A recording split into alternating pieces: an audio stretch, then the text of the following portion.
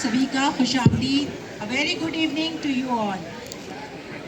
जैसे कि अभी हमारे बड़े ही मोअज़्ज़िज़ शोरे कराम ने कहा, कभी कुछ तो कभी कुछ। इंसान का दिल भी हर वक्त इसी कश्मकश में रहता है, कभी कुछ तो कभी कुछ। जब एहसास जज्बात में ढलता है तो वो इजहार के लिए अल्फाज का सहारा लेता है, और यही अल्फाज जो है हमारी आवाज़ बन जाते हैं। आज हम यहाँ पर मौजूद हैं इन्हीं आवाज़ों को ढूंढने के लिए, इस खूबसूरत पुरस्रार जहान में, जिसे हम कहते हैं जहाने खुसरू। आज की फ़िज़ा भी कुछ ऐसी ही है, जिसमें कुछ राज हैं, कुछ न्याज हैं और कुछ इसरार हैं, जैसे कि खुसरू की एक पहेली हो। तो शुरुआत करते हैं इस महफिल की। Tonight is not merely an evening, it is a महफिल of the soul, where words are not read, they are felt, where silence itself begins to speak, and when silence speaks, it becomes the voice of the divine. Today we have with us author Shaz Khan, who searched his soul and who tried to discover what the voices within him are saying to him again and again and again. So, ज़्यादा देर न करते हुए मैं शाज़ से पूछूंगी कि क्या वजह थी कि उन्होंने सन्नाटे में इन आवाज़ों को सुना, महसूस किया और उन्हें अपनी किताब में ढाला। शुक्रिया शाज़, आज इस महफिल में हमारे साथ यहाँ पर अपने तजुर्बात को मुश्तरक करने के लिए। बताइए कि इस किताब की तरगीब, इंस्पिरेशन, कोई ज़ाती तजुर्बा था, कोई एहसास था, कुछ जज्बात थे, या ये खुदा की कुदरत और उसका एक राज है? जी, thank you very much and good evening अदाब एवरीवन। जी, ये आपने बहुत भारी भरकम लफ्ज़ों का इस्तेमाल किया है। मैं जहाँ तक समझता हूँ कि ये एक जर्नी ऐसी है कि इसमें सीरीज़ ऑफ इवेंट्स है, अगर मैं कहूँ तो। और वो सीरीज़ ऑफ इवेंट इस तरह से स्टार्ट होती हैं कि मेरी पैदाइश जो है वो निज़ामुद्दीन में हुई, which is not far from Amir Khusro's mazar and I guess and the Nizamuddin Auliya. So that is one of the event. और दूसरा ये कि इनके उर्स और खुसरो साहब की poetry, Ghalib academy is not far, तो वो सबका मुझ पर बचपन से इन्फ्लुएंस रहा। And the book actually is partly credit to my father also, because ये शायद उनका सपना था लिखना। तो मैं समझता हूँ ये शायद दूसरी बड़ी ट्रिगर इवेंट होगी। और हम ज़िंदगी में पैसा कमाने के लिए, to get name and fame, we always try. तो उसी सवाल के लिए मैं इंडिया से काफ़ी साल से बाहर हूँ, पहले मिडिल ईस्ट में रहा और एक अरसा से यूरोप में रह रहा हूँ। तो वहाँ मैंने पाया कि सब कुछ पाने के बाद भी कुछ खालीपन है, which is probably called the emptiness और stillness, and those achievements are no longer achievement. तो एहसास हुआ कि अब क्या करें, तो मैंने पोइट्री लिखनी शुरू कर दिया। वो पोइट्री में भी मुझे थोड़ा सुकून मिला, उसमें से कुछ पोइट्री रेख्ता पर भी लिस्टेड है। और उसी सिलसिले में मैंने कबीर को, मीरा को, इन सबको पढ़ना शुरू किया। मैंने सोचा अपने पापा का सपना ही पूरा कर लूँ। एंड देन आई रियलाइज कि I am not the only seeker who is looking, I suppose, for a peace. There are so many people around the world, and then I guess that's idea crept in, and then I started writing. Chhap Tilak सब छीन ली मुझसे नैना मिला के। अमीर खुसरो की ये लाइनें उस कैफियत को बयान करती हैं कि जब एक नज़र, एक glance can transform you forever. What was that nazar for you when you realized that the purpose behind this life is something else? What was the connection for you? Well, as you said, this Shab Tilak, so this has a very significant influence, because when I started studying more Amir Khusro and this particular Padar Doha, I learned a concept of fana, and which is and then the next concept is the baqa, so which is dissolution of ego, and then subsistence in the God as well. So that was, I suppose, the moment I thought that I should write this book. But throughout this process, what I discovered is Amir Khusro is talking about fana, and it's not different from Mirabai talking fana in a slightly different manner. But yes, at the end result, is it all about dissolution of yourself, dissolution of your ego, and rest with the God, and then subside with the God. So it's like something I would say that you are a drop of the ocean, and then you fall in the ocean and you become the ocean. And this was, I suppose, one of the highlight which I felt.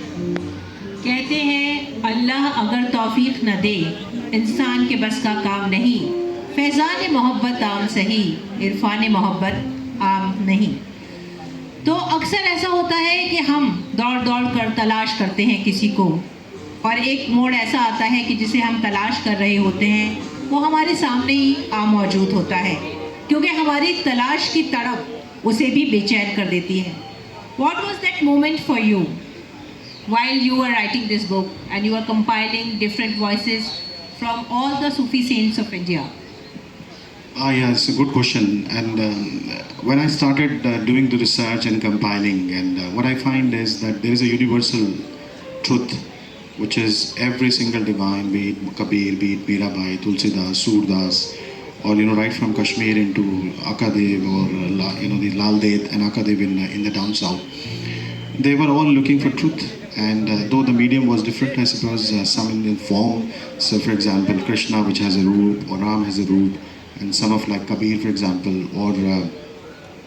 or any Sufi, Bulle Shah, for example, there is no form, but they are all looking for a common truth. So, as we say, all roads goes to Baghdad, and there are different ways, but they are reaching to the universal truth and a common space which we all share. And so, in a literal meaning, I would say, like in Guru Granth Sahib is the concept of Vaheguru, or in Islam Allah, or I suppose in Hinduism is called Brahma. So this is a common space we share. So this is, I believe, I learned along the way. Voices of the divine में हिंदुस्तान के अलग अलग कोनों से जो आवाज़ें उठी, जिन्होंने अपने ईश्वर को, अपने रब को, अपने खुदा को, अपने पीर को समझा, याद किया और उसकी तलाश में निकले। शाहज ने बड़ी ही खूबसूरती के साथ, बड़ी ही गहराई के साथ और बड़ी ही एहसास के साथ उनको पिरोया है एक माला में और हमारे सामने पेश किया है। आखिर ये फैसला आपने कैसे किया कि किसकी आवाज़ आपको ज़्यादा मुतासिर कर रही है? ये 13 आवाज़ें जो इस किताब के पन्नों पर सज गई हैं, how you selected these voices? ये बहुत ही मुश्किल सवाल है, बिकॉज साउथ एशिया में बहुत बड़े बड़े पोएट्स हुए, अजीम पोएट्स हुए, और कहीं से तो आपको शुरुआत करनी है और कहीं तो आपको एहतमाम करना है। मैंने इसमें जो फ्लेवर रखी है कोशिश करने की, वो ये है कि कश्मीर से लेकर साउथ तक, और उत्तर प्रदेश और उसके आसपास नॉर्थ बेल्ट, और पाकिस्तान से बुल्ले शाह, और एक पोइट है शाह अब्दुल लतीफ़ बिटाई जो सिंध को रिप्रेजेंट करते हैं। और इसमें मैंने कोशिश की कि कॉम्बिनेशन रखूँ सूफ़ी भी और भक्ति भी, because what I feel, I suppose more or less they speak in the same language, the only difference I suppose is the form. So some they like to see through, like for example, Amir Khusro, probably his master Nizamuddin Auliya, or Mirabai is Christian, Surdas is Christian, Namdev is Christian, Tulsidas is Ravi, Bulle Shah is no form. So इसका एक combination रखा, और इस process में of course कुछ बड़े नाम रह गए, but जहाँ तक मैं cover कर सकता था, I guess these are some of the things which I probably like to cover. Should I may write the second part, then yes. Last but not the least, I extensively cover Guru Granth साहब इस बार. सो गुरु नानक इसमें 9 वर्ष हैं, बाबा फरीद के इसमें 10 वर्ष हैं, जो काफ़ी मैंने गुरु ग्रंथ साहब से लिए. So in reality this book is a multi faith book as well, to namesake, and it's a combination of Sufi and bhakti alongside. कहते हैं कि रास्ते चाहे अलग अलग क्यों न हो, वो सभी एक ही मंजिल की तरफ हमें ले जा रहे हैं. मकतबे इश्क का दस्तूर निराला देखा, उसको छुट्टी न मिली जिसने सबक याद किया. जब दिल में पीर का दर्स एहसास पैदा कर देता है, नूर इलाही आपके रूह को, आपके दिल को मुनव्वर कर देता है, तो उसकी रोशनी का उजाला वॉइसेस ऑफ द डिवाइन की शक्ल में हमारे सामने आ जाता है. ये दुनिया जो माया से भरी हुई है, हम शायद माया के पीछे दौड़ते दौड़ते अपने वजूद को ही भूल जाते हैं. इस दुनिया में ये अंदर की आवाज़ कितनी पुरजोर थी, कितनी ज़ोरदार थी, कितना शोर मचा रही है. मैं समझता हूँ यही सवाल शायद इस बुक में हर पढ़ने वाले को मिलेगा, और मेरी आवाज़ मुझे लगता है कि शायद ज़्यादा ज़ोर मार रही थी, तो इसीलिए मैं ये बुक लिख पाया. But having said that, that was I suppose the idea, just to satisfy yourself. And बहुत सारे क्वेश्चंस ऐसे थे कि जिनका सवाल ढूंढने के लिए मैं ये सूफ़ी और भक्ति संत को पढ़ना शुरू किया. And but I find in the end that most of this question dissolve, and rather I find more meaningful meaning. तो मुझे ऐसा लगता है कि इसको जब रीडर इसे पढ़ेंगे सो उसी कैफियत को शायद कुछ हद तक पा पाएंगे। उनके मन में अगर कुछ सवाल है तो उसके आंसर्स उन्हें मिलेंगे। And I suppose these achievements which make them happy, they may not no longer be the achievement. So in and all, it's going to be a wonderful experience, I would expect. ये किताब अपने आप में एक parallel study भी है जिसमें हिंदुस्तान की मुख्तलिफ गोशों से सूफीज़म और मुख्तलिफ ज़मानों से, मुख्तलिफ दौर से जो सूफियों ने महसूस किया, जो आवाज़ उठाई, उन सब को इन वर्कों पर, इन पन्नों पर सजाया गया है, जो हमें एक एहसास दिलाते हैं कि ज़िंदगी सिर्फ जीने के लिए आपको भागना दौड़ना या रिस्क की तलाश ही नहीं करनी, खुद अपने आप को भी तलाशना है।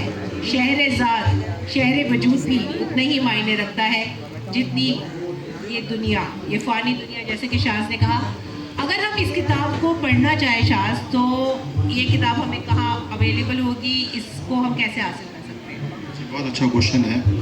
और ये किताब जैसे कि आप और मैं अभी कुछ चंद दिन पहले फतेहपुर सीकरी में थी, वहाँ पे भी हमने इस बुक की रिलीज़ की। And what happened is there is lot of digital copies are circulated already. हमारा जो स्टूडियो है बरतानिया स्टूडियोज़, आपको अगर बुक डिजिटल कॉपी चाहिए, so you just go and follow the page and then send a direct message, तो आपको digital copy मिलेगी। 3000 से भी ज़्यादा जो कॉपी हैं digitally, they have been downloaded and circulated. हाँ, अगर जो शख्स एंड जो हजरात इसको हार्ड फॉर्म में पढ़ना चाहते हैं, तो हम कुछ एक लिमिटेड एडिशन अमेज़न पर रिलीज़ करेंगे, शायद नेक्स्ट मंडे या ट्यूसडे से आ जाएगा। मेरा ऐसा आइडिया है कि इस बुक को फैंस पहुंचाने के लिए मैं इसे जितना डिजिटल डिस्ट्रीब्यूट कर सकता हूं, मैं वो चाहता हूं, क्योंकि पर्पस कोई पैसा कमाना तो है नहीं। पर्पस ये है कि ज़्यादातर लोगों तक पहुँचे। And I am hoping, I suppose I will be able to achieve my dream.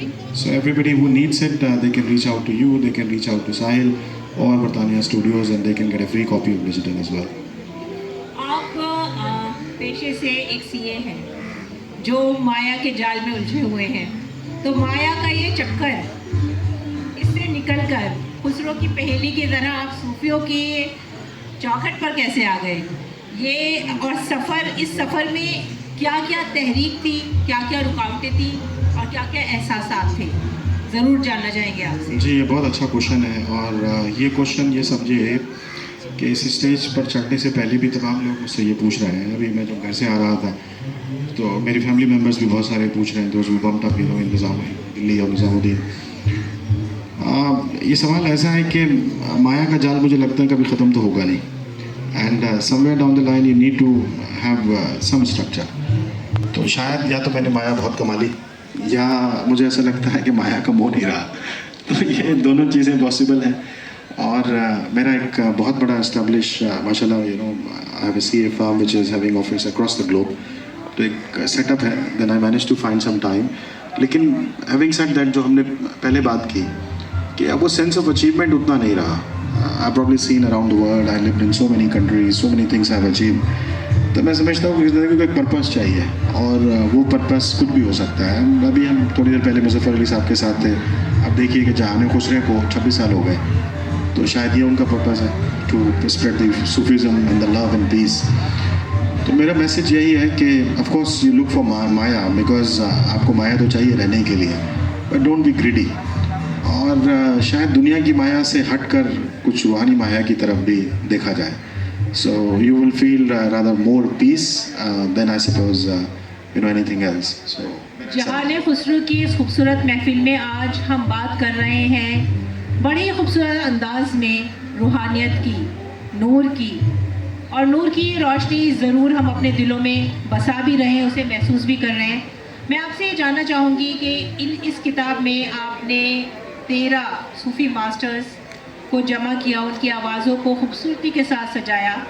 अब आगे क्या, ये सफ़र आगे कहाँ तक जाएगा?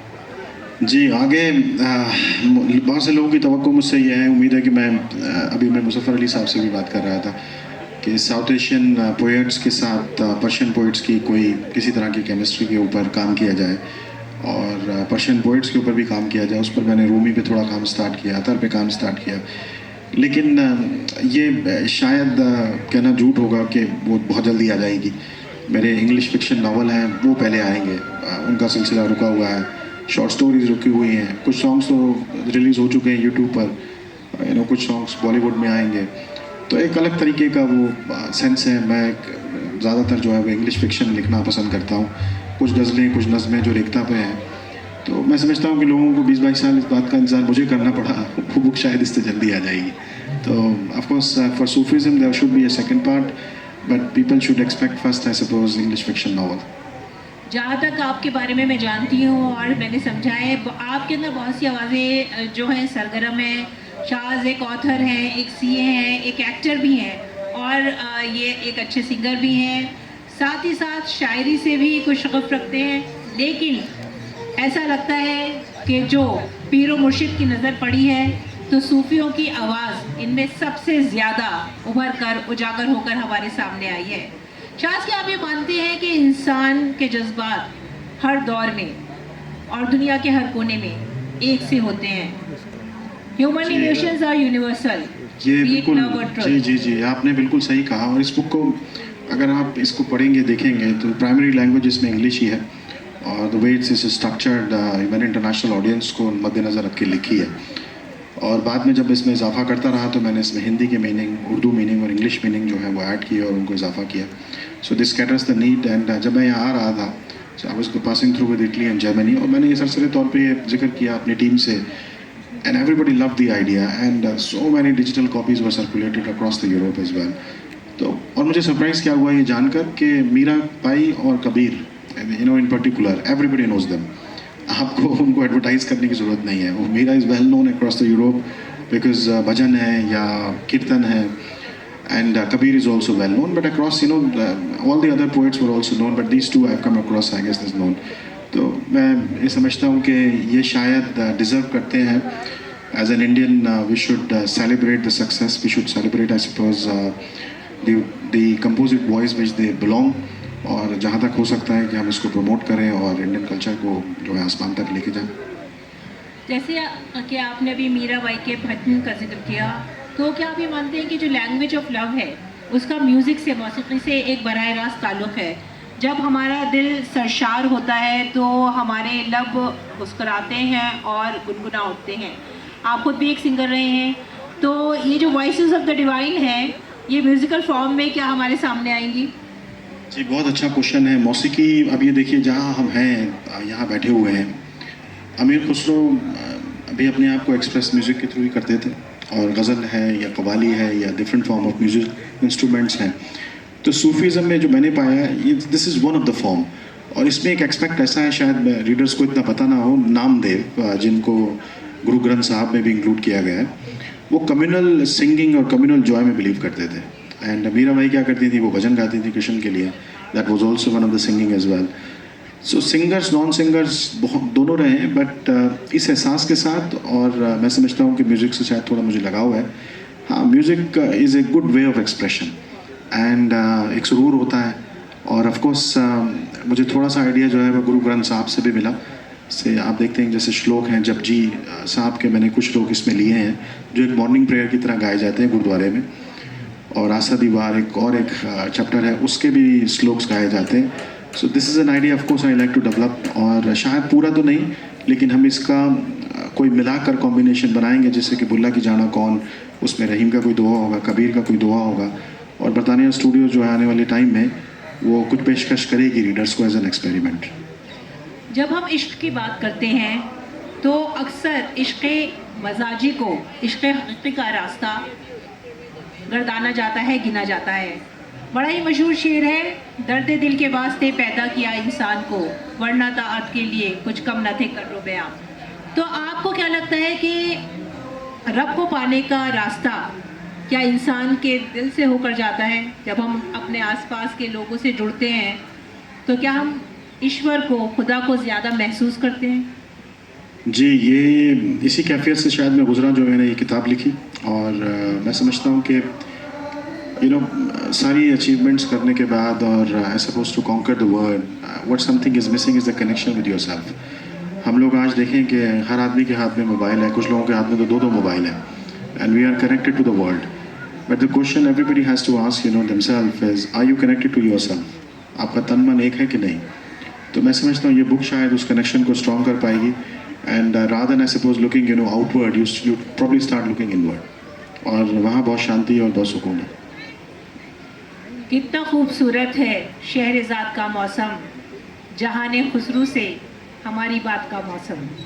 शुक्रिया शाज़ इन जी। आवाज़ों को हम तक पहुंचाने के लिए, और हम उम्मीद करते हैं कि आप अपने सफ़र पर कुछ और गौहरे नायाब चुनकर लाएंगे हम सबके लिए। बहुत शुक्रिया जी। एंड मैं अभी एक इसमें बुक के लिए मैंने एक छोटी सी नज़म लिखी है, इफ़ यू अलाउ। बिल्कुल बिल्कुल, प्लीज़। कि बुक अभी सब लोग पढ़ तो नहीं पाए, जहाँ से मुझे फीडबैक मिला उसी में मैंने कुछ क्राफ्ट किया है, और ये उर्दू में है कि नज़्म सदाओं का सफ़र।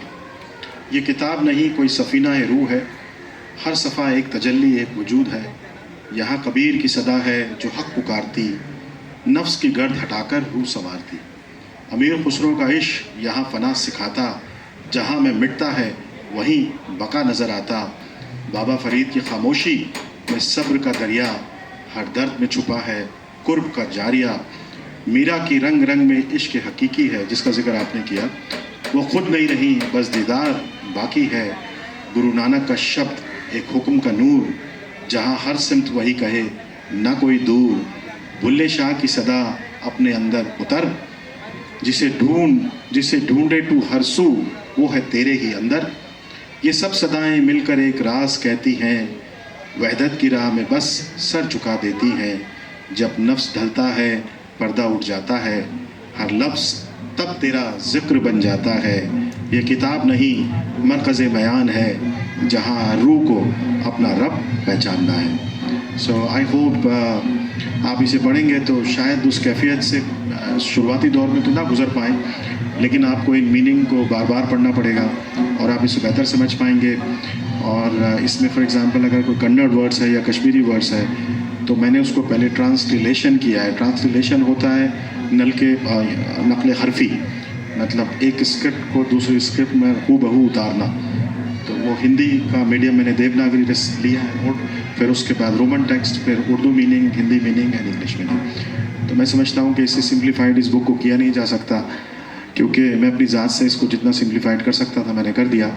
बाकी थोड़ा सेंस तो आप एंड रीडर्स को भी अपनी तरफ से एफर्ट लगाना पड़ेगा। So in all and all I hope I guess everybody gets some benefit out of it. यानी कि आपने सूफीज़्म और इश्क के दरिया को एक कूजे में बंद कर दिया है, और जो भी इससे फैज़ उठाना चाहे वॉइसेस ऑफ द डिवाइन ज़रूर पढ़े, क्योंकि बड़ी ही आसान ज़बान में इन्होंने पूरे हिंदुस्तान की आवाज़ों को यहाँ पर हमारे लिए पिरो दिया है एक माला में। कहते हैं कुछ ना था तो खुदा था, कुछ ना होता तो खुदा होता, डुबोया मुझको होने ने, ना होता मैं तो क्या होता। आज शायद से हमारी बात से पहले राज और नियाज की कुछ बातें हुई, और ये राज, ये नियाज और ज़ात पर से पर्दा उठाना शायद इसी तरफ का इशारा है कि अगर हम ना होते तो हम कुछ और होते, शायद उसके नूर का एक हिस्सा ही होते। इसी के साथ आप सबकी इजाज़त में लूँगी। शुक्रिया बहुत बहुत हमारी बातें सुनने के लिए, इस ज़िक्र सूफियाना में शामिल होने के लिए। शुक्रिया। Thank you very much.